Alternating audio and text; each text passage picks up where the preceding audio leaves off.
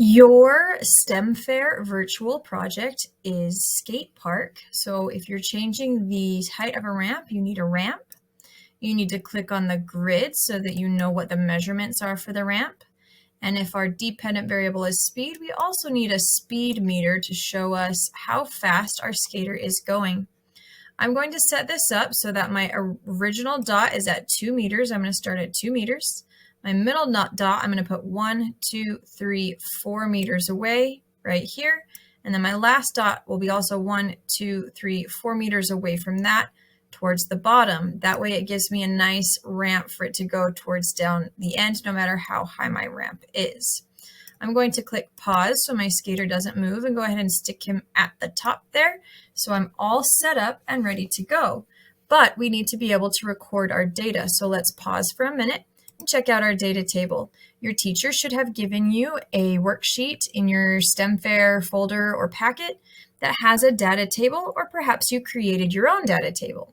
Mine looks like this, and I need to fill in my labels before I start. So my variable being tested here is I'm testing the speed of the skater at the end of the ramp. And the units used are going to be in miles per hour or mph.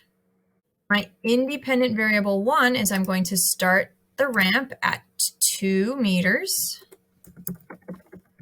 Then I'm going to test the ramp at 4 meters. Then I'm going to test the ramp at 6 meters. So I have all of my variables filled out. I'm ready to go ahead and start.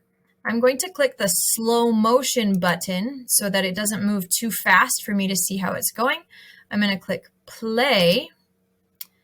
And then when he gets to the end, I'm going to stop, maybe go forward a couple minutes, and right at the end, I'm going to look. Okay, my speedometer says 1, 2, 3. It's not quite making it to the 4, so it's 3.5 would be right here. So I'm looking at about 3.6 miles per hour. So I'll go back to my data table. I will put 3.6. And I have miles per hour written up here, so I can write my units here if I want, but I don't have to because I already have it written down.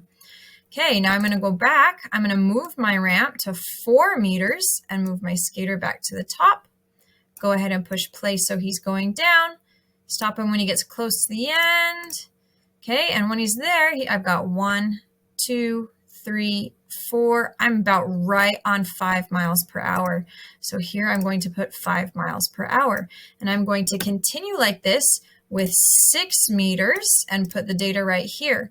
When I'm done with that, I'm going to go back and I'm going to start again and put it back to 2 meters, then 4 meters, then 6 meters, then go back and do it 3 times so that I have 3 trials for every variable. Then I can take the totals and get my averages.